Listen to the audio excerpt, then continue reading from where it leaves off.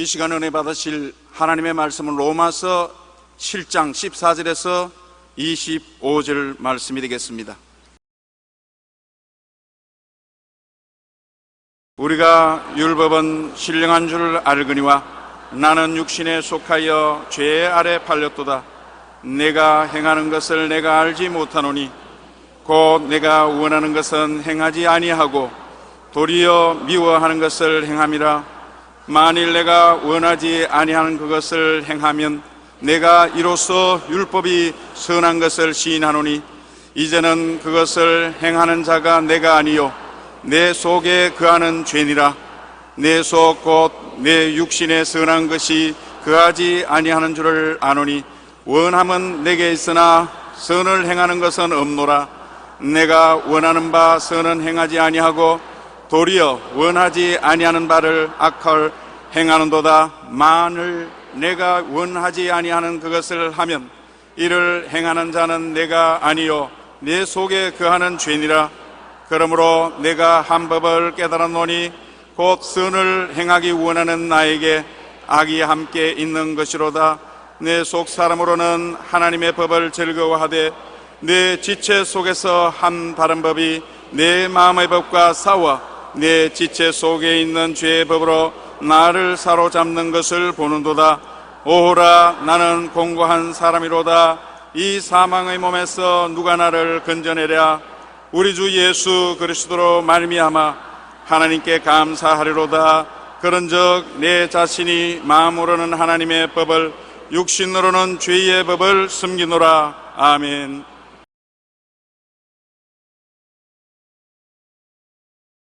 오늘 저는 여러분과 함께 마음의 갈등이란 제목으로 은혜를 나누겠습니다.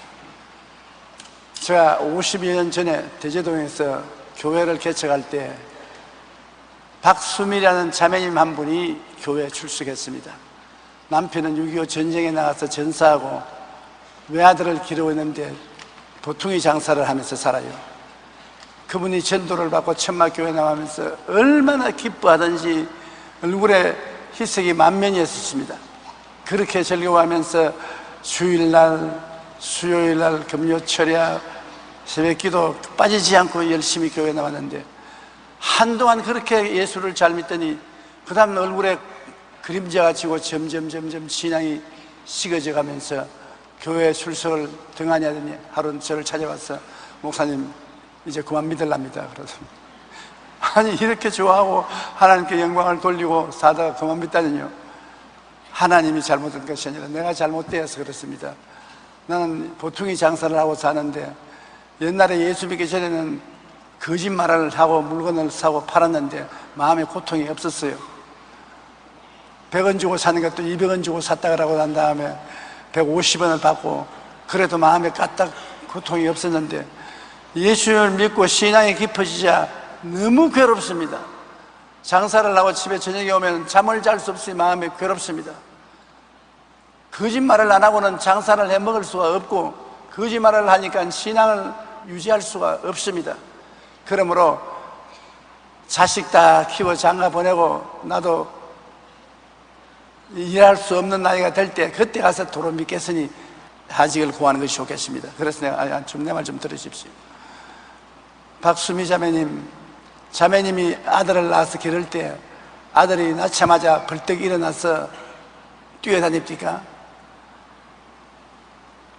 아들을 대소변 다 갈려내고 품에 안고 이리저리 옮겨주고 나중에 걷기 시작할 때도 그런 말을 하다가 일어나서 넘어지고 얼굴에 파털 갈고 무릎이 깨어지고 그러면서 또 일어나고 또 넘어지고 또 일어나는 것입니다. 넘어지고 일어나고 넘어지고 일어나는 과정을 통해서 나중에 자라서 뛰어다니게 되는 것입니다. 신앙도 마찬가지입니다. 예수 그리스도를 믿고 난 다음에도 죄를 짓습니다. 죄를 짓지 않은 의인은 없어요. 죄를 짓고 난 다음 회개하고 또 일어나고 회개하고 일어나서는 또 죄를 짓고 또 죄를 짓고 또 일어나고 또 죄를 짓고 그러면서 점점 생활이 달라지고 자라져서 나중에는 많이 죄를 이기고 성의로운 삶을 사는데 천당 올라갈 때까지 완전히 거룩하게 된 사람은 없어요. 끝까지 인간의 갈등은 있는 것입니다. 그러므로 계속 고민을 하십시오. 속에서 팔고 난 다음에 저녁에 와서 회개하고 울고 고민을 하고 또 그 다음날 와서 또 속에서 팔고 하세요. 그러다가 나중에는 도저히 속에서 팔 수 없게 성령의 마음에 감동을 주어서 점점 변화될 것입니다. 그러는데 그 말을 듣고 그 다음부터 나가서 아닌 게 아니라 속여서 팔고 난 다음 저녁에 와서는 회개 기도를 하고 또 속여서 팔고 얼마 안 하니까 계속 할 수가 없단 말이야. 너무 괴로우니까. 그러니 점점 착해지고 정직해지기 시작해서 나중에는 완전히 정직한 장사꾼으로 소문이 났습니다. 온 동네에 박수미 자매의 물건은 정직한 물건이다, 정직한 장사 아주머니라고 이름이 나서 속여서 팔 때보다도 더 장사가 잘 되었습니다. 결국에는 하나님이 축복을 해주어서 속이고 남에게 불이익을 갖다 주지 않아도 굉장히 장사가 잘 되고 축복을 받아서 교회 집사가 되고 권사까지 된 것을 제가 보았습니다. 우리가 이 세상에 살면서 완전한 신앙생활을 할 수 있는 사람은 한 사람도 없습니다. 아담의 자손은 원래 모두 다 죄 중에 태어나는 것입니다. 창세기 5장 1절로 3절에 보면 이것은 아담의 계보를 적은 책이니라. 하나님이 사람을 창조하실 때 하나님의 모양대로 지으시되 남자와 여자를 창조하셨고 그들이 창조되는 날에 하나님이 그들에게 복을 주시고 그들의 이름을 사람이라 일컬었더라. 아담은 130세에 자기의 모양 곧 자기의 형상과 같은 아들을 낳아 이름을 셋이라 하였다. 하나님은 아담을 하나님의 형상과 모양대로 지었는데 아담은 130세가 될 때 자기의 모양대로 자기를 닮은 아들을 낳았습니다. 왜 그러냐? 아담의 처음은 하나님의 형상과 모양으로 지었지만 타락한 이후 그는 하나님의 형상을 잃어버리고 자기 형상, 자기 모양대로 아들을 낳았습니다. 그러면 아담이 타락한 후 정체성은 어떻게 되는 것입니까? 어떻게 됐습니까? 아담은 타락한 이후 하나님께 쫓겨난 자가 되었습니다. 에덴 동산에 돌아갈 수 없어요. 쫓겨났습니다. 그리고 쫓겨난 그 땅은 저주받은 땅에서 살게 되는 것입니다. 가시와 응급기가 나고 이마에 땀을 흘려야 먹고 사는 고통스러운 땅이었습니다. 그리고 쫓겨난 이후로 영혼도 육체도 죽음의 종이 되었습니다. 영혼은 벌써 죽어서 하나님과 교제가 안 되고 육체는 나이를 먹어서 죽게 된 것입니다. 그리고 평생에 사탄의 종이 되어 마귀가 시키는 대로 따라 할 수밖에 없게 되는 것입니다. 이것이 바로 아담의 정체성입니다. 자기 모습인 것입니다. 아담은 타락하고 난 다음 자기 모습, 자기 모양대로 자식을 낳았으니 우리는 아담의 자손으로서 태어날 때부터 죄인으로 태어난 것입니다. 우리는 태어날 때부터 하나님께 쫓겨난 자로 태어나서 하나님 모르고 태어나고 태어날 때부터 저주의 땅에서 태어나서 고통을 당하고 태어날 때부터 영혼은 죽었고 육체도 죽음에 이르는 병에 들어있고 평생 동안 사탄의 종이 되어 사는 것입니다. 이건 자기가 잘못한 건 없는데 조상이 그렇게 해서 조상의 형상과 모상대로 우리가 유전을 받아서 타락한 정체성을 가지고 태어나는 것입니다. 뉴욕 전화회사에서 사람들이 통화 중에 가장 많이 사용하는 단어가 무엇인지 조사한 적이 있었습니다. 그 결과 사람들이 말을 할 때 가장 많이 사용하는 단어는 나라는 것이었습니다. 일반 사람들이 개인적으로 5,000번 통화하는 가운데 나라는 말을 3,790번이나 사용했다고 하는 것입니다. 이것은 인간이 자중심으로 생각하며 언제나 자기 목적을 위해서 살아간다는 것을 보여주는 것입니다. 타락한 인간에게는 자기밖에 없고 그 자기라는 것은 쫓겨난 인간이요 저주받은 인간이요 영혼도 육체도 죽음의 종이 된 인간이요 평생 마귀의 종이 된 인간인 것입니다. 불쌍히 짝이 없습니다. 인간이 자기의 힘으로 죄와 마귀와 악한 습관을 떨쳐버리지 못합니다. 그래서 성경은 로마서 3장 10절에 의인은 없나니 하나도 없다고 말했습니다. 이 땅에 의인은 없습니다. 누가 있나요? 아담의 자손치고 의인으로 태어난 사람 아무도 없고 의롭게 살 수 있는 힘을 가진 사람도 아무도 없습니다. 또한 모든 사람이 죄를 범하였음에 하나님의 영광에 이르지 못하더니 로마서 3장 23절.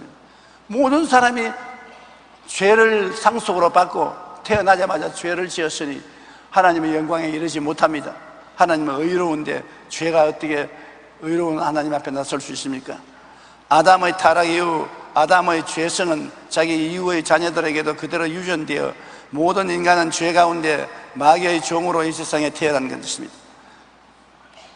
어린아이가 보고의 울음소리를 내고 태어날 때부터 벌써 죄인인 것입니다. 그러면 우리가 어떻게 할까요? 인간의 힘으로 구원받을 수 없고 종교의 힘으로 구원할 수 없고 수양과 도덕으로 구원받을 수 없습니다. 아무리 노력해도 죄인은 죄인인 것입니다. 죄인이 의인으로 변화되지 않습니다. 흑인이 세수물을 가지고 아무리 비누와 수세미로 얼굴을 닦고 몸을 닦는다고 해도 검은 피부가 희어지지 않습니다. 죄인이 아무리 수양과 도덕을 닦고 노력을 해도 의인으로 변화되지 않습니다. 죄인으로 태어난 사람은 죄인이요, 의인으로 태어나야 의인이 될 수 있는 것입니다.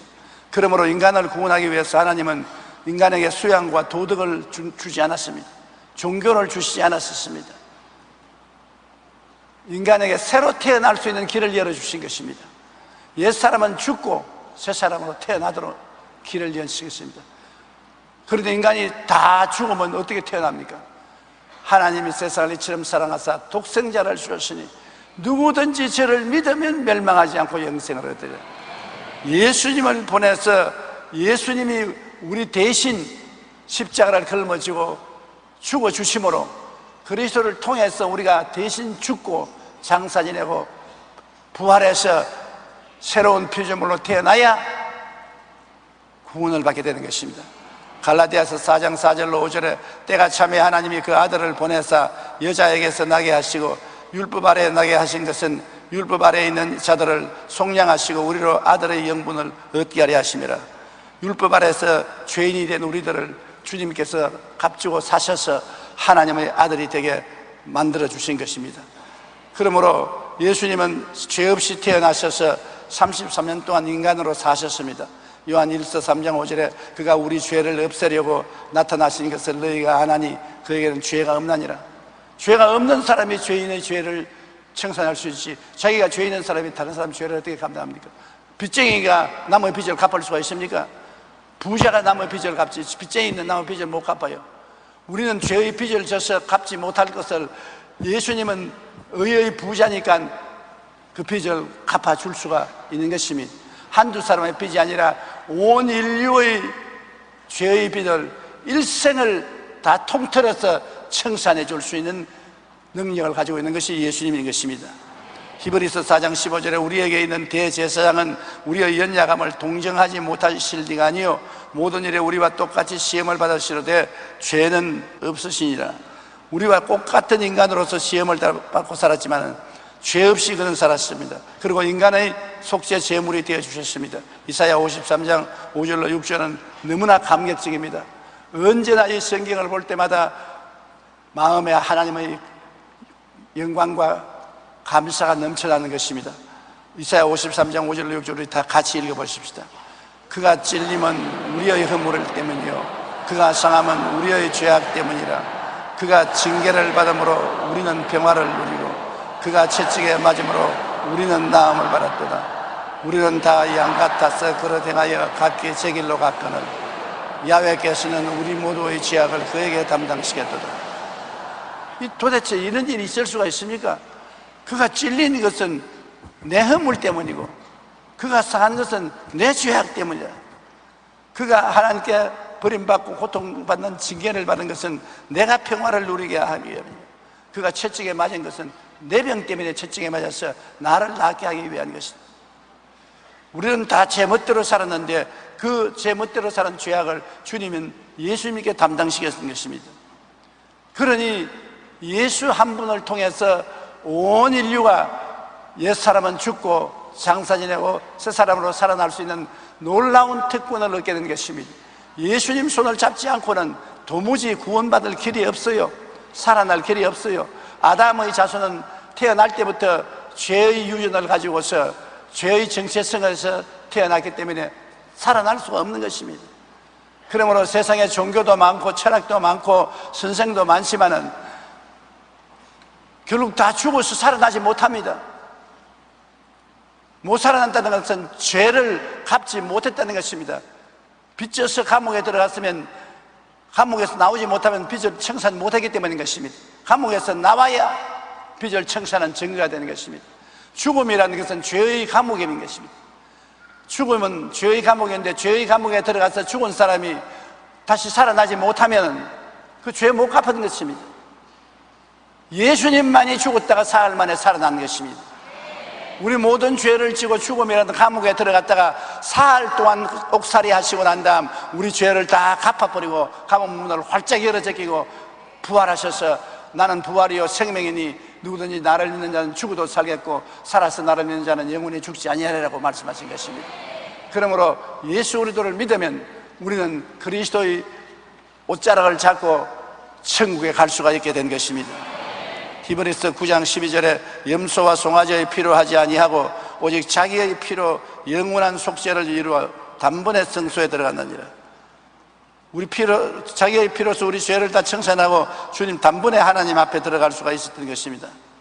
그러므로 죽음과 삶에 우리는 그리스도와 하나가 된 것입니다. 고린도전서 15장 3절로 4절에 이는 성경대로 그리스도께서 우리 죄를 위하여 죽으시고 장사 지낸 바 되셨다가 성경대로 사흘 만에 다시 살아나시다. 우리 죄 때문에 죽었다가 우리 위해서 살아나시다. 내가 그리스도를 통해서 죽고 내가 그리스도를 통해서 살아난 것입니다. 디모데후서 1장 10절에 이제는 우리 구주 예수 그리스도의 나타나심으로 말미암아 나타났으니 그는 사망을 패하시고 복음으로써 생명과 썩지 아니할 것을 드러내신지라. 사망을 패하시고 복음을 통해서 생명과 썩지 아니함을 우리에게 나타난 것입니다. 우리는 구원의 복음을 받았고 우리는 썩지 않은 하나님의 은총을 받았는 것입니다. 영혼이 썩지 않고 육체가 장차 부활해서 영원히 주님과 함께 사는 이 놀라운 은총을 우리가 받게 된 것입니다. 매일의 만남이라는 책에 실린 로빈슨 목사님의 간증입니다. 1949년에 전쟁이 끝나고 목사님 가족은 할머니의 병으로 깊은 근심에 빠지게 된 것입니다. 그 할머니는 피가 모자라는데 그 피는 RH-AB형으로 아주 드문 혈액형입니다. 아무리 그 피의 혈액형을 가진 사람을 찾아도 찾지 못해서 결국 그 할머니가 죽을 수밖에 없게 돼서 온 가족이 큰 슬픔에 쓰러졌습니다. 번연히 피만 있으면 살겠는데 RH-AB형의 피를 가진 사람이 좀처럼 없기 때문에 수혈을 받지 못하고 죽어갑니다. 아버지는 옷을 갈아입기 위해 집으로 가는데 차를 몰고 가다가 길에서 차를 태워달라고 한 군인이 손을 듭니다. 할머니 일 때문에 너무 상심해서 그냥 지나가려다가 무언가 태워드려야 그런 음성이 들린 것 같아서 차를 중지시켜서 군인을 태웠습니다. 그러나 그 아버지는 아무 말도 안 하고 눈물을 줄줄줄 흘리면서 차를 운전하니까 군인이 옆에서 보다가 아니 왜 눈물을 흘리십니까? 그래서 그가 말했습니다. 저희 어머니가 병원에서 지금 죽어가는데 다른 병이 아니라 피가 없어서 그런데 그 피가 RH-AB형이 있어야 되기 때문에 그 피 없이는 살아갈 수 없습니다. 일반 피는 아무리 수혈해봤자 소용이 없습니다. 그러니까 군인이 씩 웃더니만 신분증을 내놓습니다. 군 신분증에 보니까 군인의 피가 RH-AB형이겠습니다. 100만 명 가운데 몇 명이 있을까 말까 한 그 RH-AB형의 피의 형태를 가진 군인이 그 차를 탄 것입니다. 그러니까 군인이 빨리 나를 병원으로 같이 데려가십시오. 너무나 좋아서 옷도 갈아입지 않고 차는 도로에서 병원으로 들어가서 그 군인의 피를 나누어 가졌었습니다. 그래서 그 할머니는 수혈을 받고 살아갈 수 있었습니다. 그런데 그 피를 나누어 주고 그 군인은 자기 이름도 말하지 않고 주소도 말하지 않고 수혈을 끝나자마자 병원에서 사라져 버렸었습니다. 오늘날까지 목사님의 가족들은 그 군인의 이름을 모르는데 가끔 아버지는 그 군인이 진짜 군인이었든지 아니면 군복을 입은 천사였는지 아직 궁금하다고 말씀하고 있습니다. 여러분, 이 땅의 모든 아담의 자손들은 죽을 수밖에 없는 피를 가지고 태어납니다.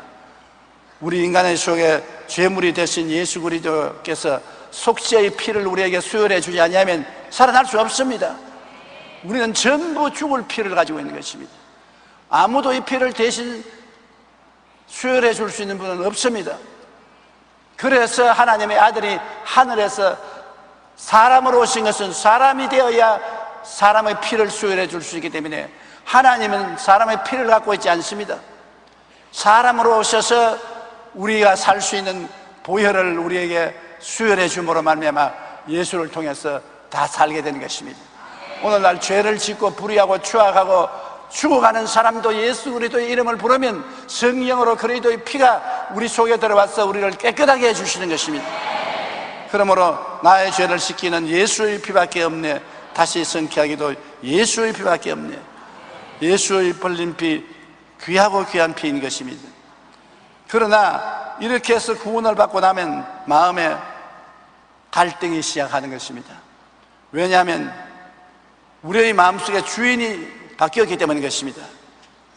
우리가 부모에 태어난 아담의 자손일 때는 마귀가 우리의 주인이었었습니다.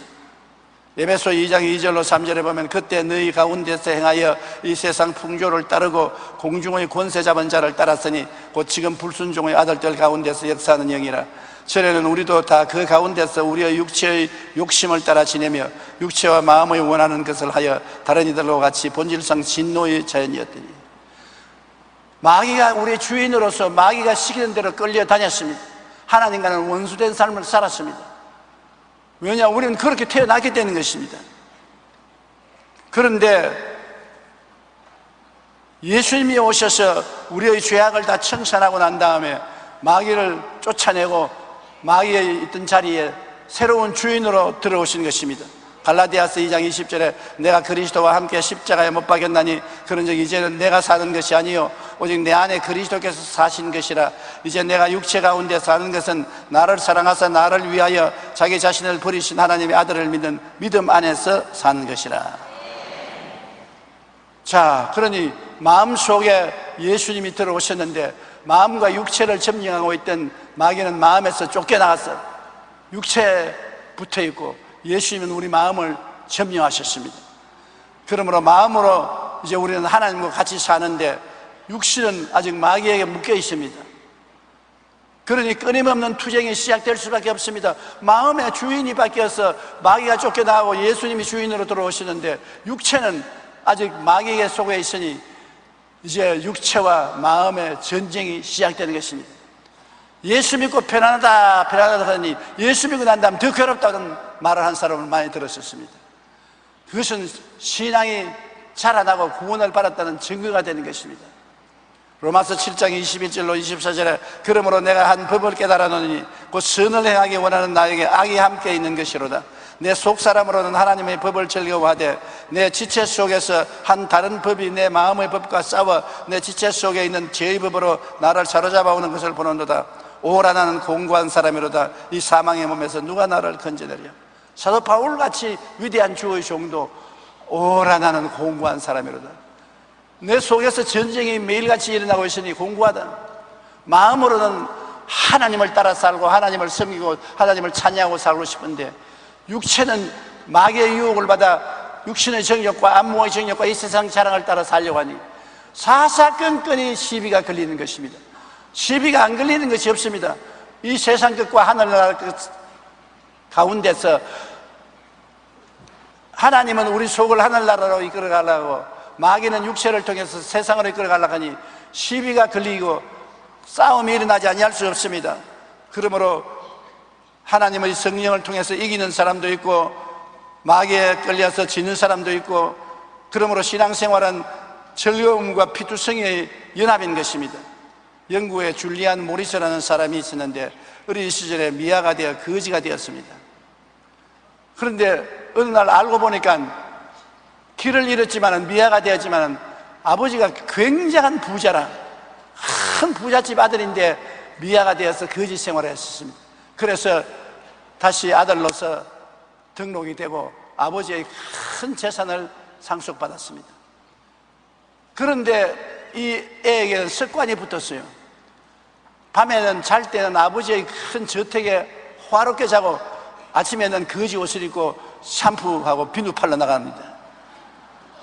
그러나 큰 부자가 그런 행세를 계속하니 유별난 행동이었습니다. 날이 밝으면 그린의 옷차림으로 비누, 샴푸 등을 들고 집마다 돌아다니면서 비누, 샴푸 사달라고 합니다.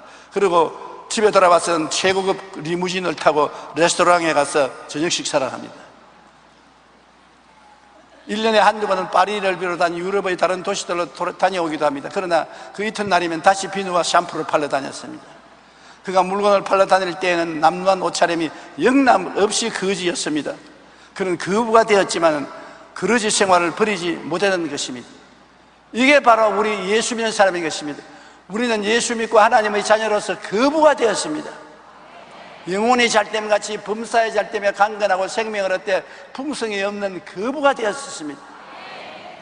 교회에서 예배드릴 때나 집에서 감사하고 예배드릴 때는 거부가 되는데 밖에 나갈 때는 거지 옷을 입고 나가는 것입니다. 그래서 헐벗고 굶주리고 고생하고 괴로워하고 혼돈에 빠져 있는 것입니다. 구원받은 우리 그리스도인들은 내면 세계에서 이런 갈등이 벌어지고 있는 것입니다. 마음으로는 하나님의 법을 즐거워하고 하나님과 함께 즐거워 기뻐하지만 육신으로는 마귀의 죄의 법을 섬기고 또 죄하고 따라다니는 것입니다. 어느 날은 하나님과 손을 잡고 하늘나라 영광 중에서 할렐루야 하고 살다가 어느 날은 보니까 마귀하고 거지가 돼가지고서 거지 옷을 입고 마귀하고 돌아다니는 것입니다. 저 사람은 왜 저렇게 됐나? 어느 날은 보면 훌륭한 크리스찬이고 그 다음 날은 보면 개망랑이 같고 무슨 사람이 저런 사람이냐? 그게 오늘날 공고한 일인 것입니다. 그것이 바로 바울이 오라 나는 공고한 사람이로다 이 사망에 오면서 누가 나를 건져내랴. 모든 사람이 위선 때문에 고통당하고 있는 것입니다. 사람들 보는 앞에서는 착하고 훌륭한 크리스찬인데 자기 내적으로 보면 아주 위선하고 거짓하고 더러운 죄인인 것입니다. 그 가운데서 고통을 당해서 내가 과연 예수 믿는 사람인가? 과연 이런 생활을 할 수 있는가? 고민을 하게 되는 것입니다. 그 고민을 안 하는 사람이 없습니다. 그러나 그 고민은 하면 할수록 점점 그 고민이 그 사람을 변화시키는 것입니다. 끝없는 투쟁이 있는 것 같지만은 나중에는 내 속에 있는 하나님의 성령이 이기게 되는 것입니다. 18세기 최대의 철학자인 임마누엘 칸트는 그의 책 실천이 이성 비판에서 인간이 무엇을 하려고 결심만 하면 무엇이든지 할 수 있다고 말했습니다. 당시 이러한 칸트의 사상은 많은 사람들에게 받아들여졌고 그는 200여 년 동안 모든 사상계를 지배해 왔습니다. 그러나 오늘날 칸트의 이 사상은 산산조각이 나고 말았던 것입니다. 인간이 아무리 굳은 결심을 했다 하더라도 그 마음은 조정하지 못하고 또 다른 힘이 있다는 것을 알게 된 것입니다. 작심사할이라고 칸트가 말한 것처럼 깊은 결심을 하고 난 다음에도 사흘이 지나면 더 유혹의 힘이 강해져서 결심이 다 깨어지고 마는 것입니다. 인간은 감정의 동물로서 그 마음에 허무감이 스며들 때 굳은 결심도 하루아침에 무너집니다. 그래서 옛부터 인심은 조석변이라 했고 작심사흘이라는 말이 있습니다. 사람의 마음은 아침 저녁으로 변합니다. 결심하고 실천하는 것이 사흘을 가기 어렵습니다. 여기에 바로 인간의 고민과 갈등이 있는 것입니다. 오라 나는 공고한 사람이로다라고 바울이 고통한 것도 마음으로 원하는 선언하지 않고 오히려 원치 않는 악에 빠지는 자신의 삶을 탄식했습니다. 인간은 마음과 육신의 끊임없는 투쟁 가운데 고통과 좌절을 경험하므로 그 속 사람을 굳세게 하지 않으면 안 되는 것입니다. 속 사람을 어떻게 강하게 할까요? 이 싸움에서 우리가 점점 이겨나가야 되겠는데 속 사람을 강하게 해야 되는 것입니다. 속 사람을 강하게 하기 위해서는 항상 말씀을 가까이 해야 되는 것입니다. 사람이 먹지 아니하면 힘이 없어요. 제가 젊을 때는 상당히 힘이 있었습니다. 팔 힘도 세고 달리기도 잘하고 했는데 요사이는 팔 힘이 여자보다 더 약해요. 얼마 안 걸어가면 다리가 아파요. 왜 그러냐? 안 먹어요. 제가 하루 먹는 것은 여러분 한 끼 먹는 것보다 못 먹을 것입니다. 조금밖에 안 먹어요. 먹기가 싫어요. 오늘도 죽 한 그릇 먹고 나왔는데 설교하는 것이 기적입니다.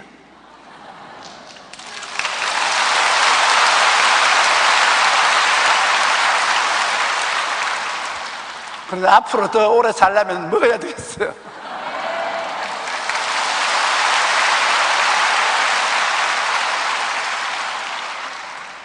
영적인 세계에도 힘을 얻어 신앙으로 강하게 쓰려면 먹어야 돼요. 말씀을 먹어야 돼요. 우리의 양식은 말씀인 것입니다.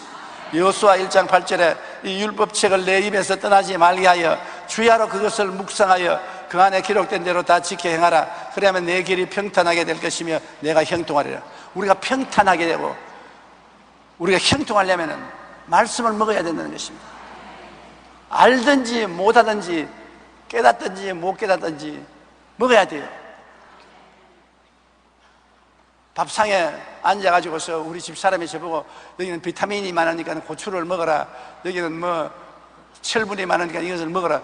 내가 비타민을 보았습니까? 철분을 보았습니까? 믿음으로 먹으라는 것입니다. 먹어 놓으면 그렇게 된다는 것입니다. 말씀도 한 가지입니다. 내가 읽는데 이 의미가 뭔지 알 수가 없어도 먹어 놓으면 그 말씀이 속에 들어가서 자기 역할을 한 것입니다. 로마서 10장 17절에 믿음은 들음에서 나며 들음은 그리스도의 말씀으로 말미암는다고, 말씀을 자꾸 믿고 들으면, 읽고 들으면 믿음이 생기는 것입니다. 미국의 리버티 신학교의 김참격 박사는 88세의 노인인데도 불구하고 아직 신학교에서 다른 교수들과 마찬가지로 모든 강의를 담당하고 주말에는 각처에 가서 집회를 엽니다. 그분의 건강 비결 중에 하나는 음식을 30번씩 씹어서 삼킨다는 것입니다. 그렇게 하니까 못 먹는 음식이 없고 모든 음식이 얼마나 맛이 있는지 모른대요. 30번 씹어 먹으면 그렇게 맛이 있답니다.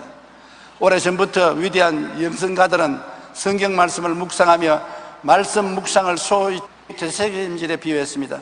말씀을 씹고 또 씹고 묵상하는 중에 말씀이 내 것이 되고 하나님의 음성을 들을 수 있는 것입니다. 그냥 한쪽 귀로 듣고 흘리면 안 돼요. 듣고 난 다음 또 생각하고 또 생각하고 또 생각하고 묵상하면 그것이 나에게 영양분이 되는 것입니다. 영성신학자 유진 피더슨은 이 책을 먹으라는 그 책에서 사냥개에 얽힌 일화를 소개했습니다. 어느 날 그 집에서 키우는 사냥개가 사슴뼈를 발견하고 뼈가 하얗게 드러날 때까지 물어뜯는 것을 보았습니다. 그리고 그 맛을 음미하고 핥아먹는 장면을 보다가 갑자기 히브리어의 성경 단어 하나가 연상되었다고 합니다.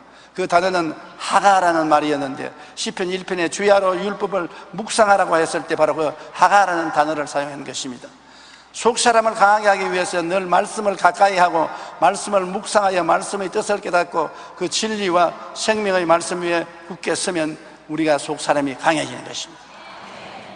그 다음에는 쉬지 않고 기도하고 회개할 것인 것입니다. 우리가 속사람이 강해지려면 죄를 안 지을 때가 없으니까 지을 때마다 자꾸 회개를 해야 돼요. 감추면 안 돼요. 하나님 앞에 회개를 해야 돼요. 그러고 난 다음 기도를 쉬지 않아야 돼요. 자꾸 도움을 달라고 하나님께 기도해야 돼요. 골로새서 4장 2절에 기도를 계속하고 기도에 항상 깨어 있으라고 말하는 것입니다. 기도를 계속해야 돼요. 요한 1장 9절에 만일 우리가 우리 죄를 자백하면 그는 미쁘시고 이루사 우리 죄를 사하시며 우리의 모든 불의에서 깨끗하게 하실 것이요. 죄는 하나님이 이미 다 청산해버린 것입니다. 우리가 의롭게 되어서 구원받는 것이 아니라 믿음으로 구원은 받아 놓았습니다. 이미 용서받아 놓은 죄예요. 그러나 우리가 용서해달라고 말을 해야 하나님이 그것을 청산해 주시는 것입니다.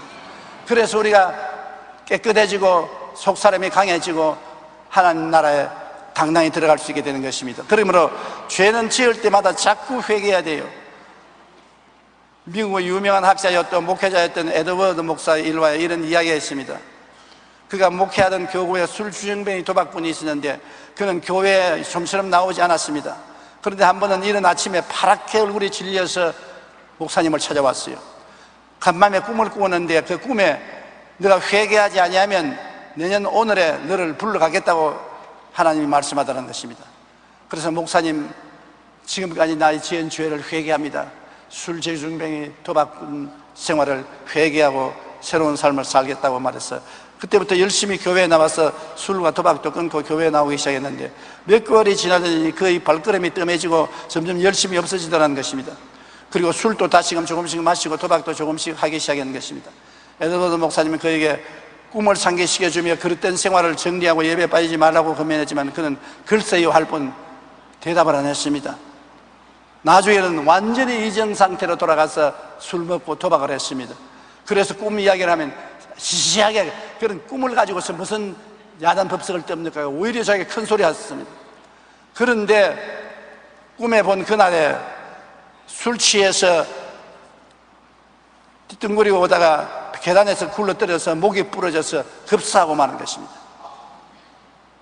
하나님이 경고를 했는데도 불구하고 경고를 무시하고 하나님의 말씀을 짓밟으면 화를 당하게 된 것입니다.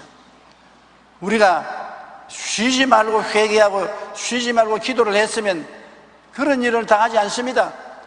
그가 옛날 다시 술 먹고 도박했으면 집에 돌아와서 또 회개를 해야 돼요. 기도해야 돼요.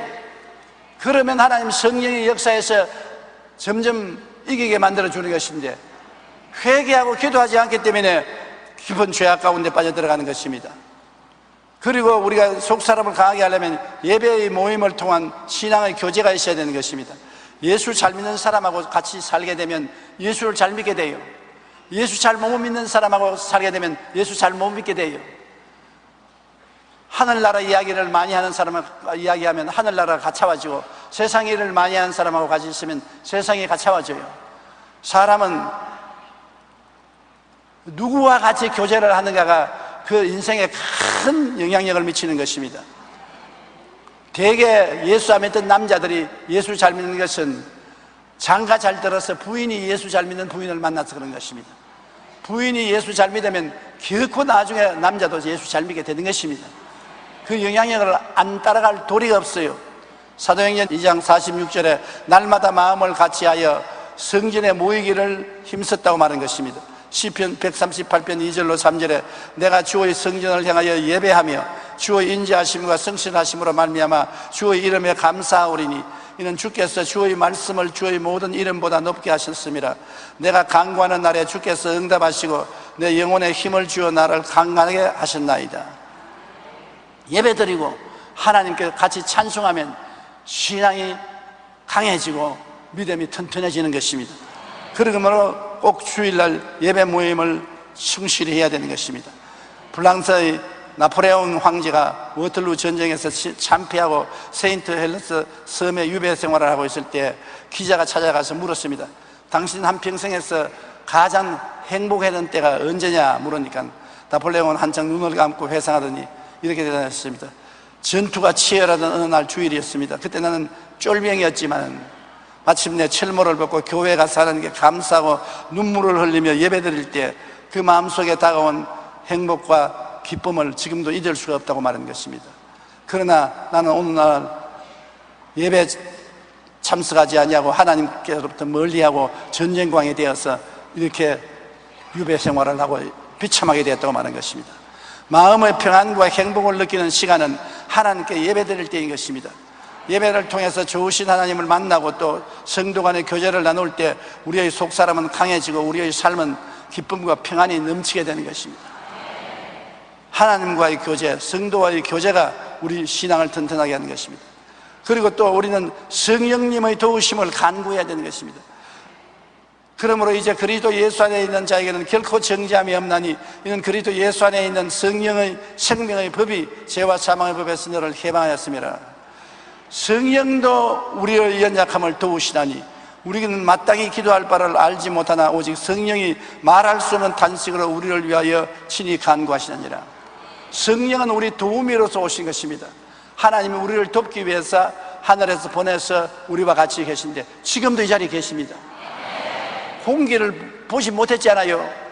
그러나 여러분 공기 없으면 삽니까?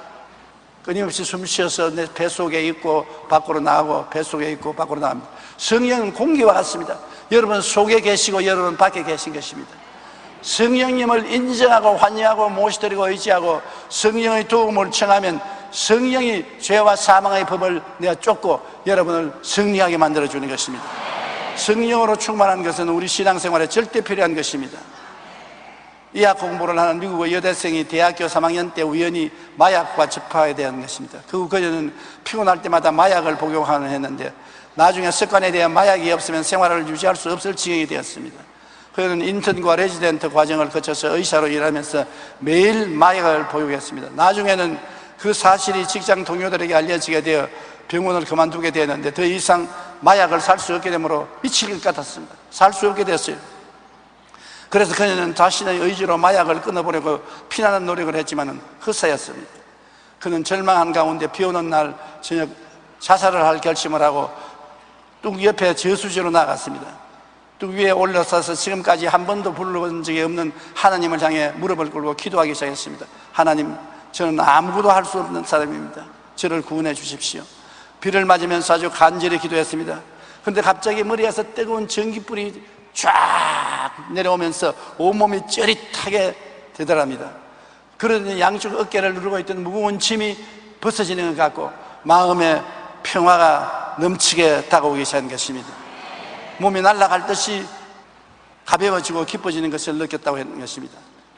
그는 그 자리에서 일어나 하나님을 찬양하고 자살하는 마음을 돌이켜 집으로 돌아왔는데 그 후로 마약은 깨끗이 끊어지고 지금 마약과 알코올 중독으로 삶을 포기한 사람들을 위해 봉사하는 삶을 살고 있다고 말하는 것입니다. 보십시오. 힘으로도 능으로도 안 되지만은 성령이 되게 만들어주는 것입니다. 기도하고 구하니까 해주는 것입니다. 기도하고 구하지 않으니까 안 해주는 것입니다. 무엇인지 기도하고 구한 것은 받은 줄로 믿어라. 그래야만 그대로 되리라고 말하는 것입니다. 인간은 머리털 하나도 희도 흠게 할 수 없습니다. 그러나 우리가 성령님을 의지하며 성령님의 도우심을 간구할 때 성령님은 그 위대한 능력으로 어떠한 절망에 처해 있더라도 그런 환경에서 우리를 건져내주고 이기게 만들어주는 것입니다. 우리의 수단과 방법이 아닙니다. 성령의 수단과 방법입니다. 우리가 알지 못하는 크고 비밀한 일로서 우리를 그 수렁에서 건져내 주시고 도와주시는 것입니다. 그러므로 사람의 힘으로 할 수 없다고 생각하지 마십시오. 할 수 있거든요. 무슨 말이냐? 믿는 자에게는 능치 못하심이 없다니라. 우리는 하나님을 믿고 꿈꾸고 믿고 감사하고 찬양하며 살면 놀라운 일이 우리 생활 속에 항상 일어나게 되는 것입니다. 일본의 작가 하루야마 시게오는 건강에 관한 관심이 많았습니다. 그래서 그는 30년 동안의 책을 쓰면서 건강의 6가지 조건을 제시했습니다. 사람이 건강하게 살려면 다음의 6가지를 잘 지켜야 한다는 것입니다. 첫째, 피곤하게 살지 않을 것. 너무 피곤하면 쉬어야 돼요. 제가 늘 오늘날 우리 집사람 김성애 총장에게 말하는 것은 피곤하지 마라. 피곤하거든 들어 누워 쉬어라. 피곤할 때는 일 안 하는 것이 좋습니다. 둘째는 적절한 잠을 잘 것입니다. 너무 잠을 많이 자면 치매에 걸린대요. 적절한 잠을 잘 것입니다. 그다음 셋째, 식욕을 절제하며 먹을 것입니다. 과식하는 것보다도 절식하는 것이 좋다는 것입니다. 그다음 넷째, 화를 내지 말라. 화를 내면은 마음의 상처를 입고 손해를 보는 것입니다. 다섯째는 두뇌를 계속 사용하라. 머리를 사용하라는 것입니다. 여섯째는 적당한 운동을 할 것이라고 말하는 것입니다. 그렇게 하면 건강을 유지할 수 있다고 했는데, 그런데 그 후 30년이 지나고 그런 뇌내 혁명이라는 책을 쓰면서 정말로 인간에게 필요한 것은 이 6가지에 한 가지 더 있어야 한다고 말했습니다. 그것은 마음의 평안이라고 말했었습니다. 마음의 평화가 건강에서 차지하는 비중은 55%라고 말합니다. 마음이 평안하면 55%는 이미 건강한 것입니다. 아무리 그 사람이 그럴듯해 보여도 속 사람이 건강해야 한다는 것을 알 수 있습니다. 속 사람을 건강하기 위해 우리는 항상 말씀을 가까이 하고 쉬지 않고 기도하고 회개하고 예배의 모임을 통하여 신앙의 교제를 가져야 합니다. 성령의 도우심을 간구함으로써 우리 속 사람을 강하게 할 수가 있는 것입니다. 우리는 이 땅에 사는 동안에 마음과 육신이 함께 사는 삶으로 갈등은 계속합니다. 갈등 없는 사람이 없어요. 저 강단에 있는 목사님은 늘 신령한 생활을 하니까 갈등이 없을 것이다. 천만에요. 저도 세상이 끊임없이 쳐들어오고 하늘나라가 끊임없이 마음에 채워 세상과 하늘나라가 갈등을 하고 투쟁을 하는 것입니다. 갈등을 해요. 저도 온 세계를 다니면서 참으로 위대한 주의 종을 많이 만났습니다. 그걸 만날 때마다 내가 묻는 것입니다. 당신은 마음에 갈등이 없습니까? 그러면 날 언제든지 보고 싱긋이 웃으면서 갈등이 없는 사람이 어디 있습니까? 매일 갈등으로 예수 이름으로 싸우는 것이지요. 한경직 목사님이 상을 타고 난 다음에 기자가 가서 물었습니다. 목사님의 마음에는 하늘나라가 가득하지요? 고개를 흔들면서 나 죄 덩어리입니다. 한경직 목사님이 자신을 보고 나는 죄 덩어리라고 그랬습니다. 우리 모든 사람이 훌륭하게 살려고 할수록 마귀의 공격은 강합니다. 유혹은 강합니다. 싸움은 끝이 없는 것입니다. 이 육신을 벗어버리는 날에 갈등은 끝날 것입니다. 육신을 입고 있는 이상은 항상 마귀는 우리 육신을 통하여 우리에게 갈등을 가져오는 것입니다. 타락시키려고 하는 것입니다. 이 세상에 완전히 거룩하고 온전하게 된 사람은 없습니다.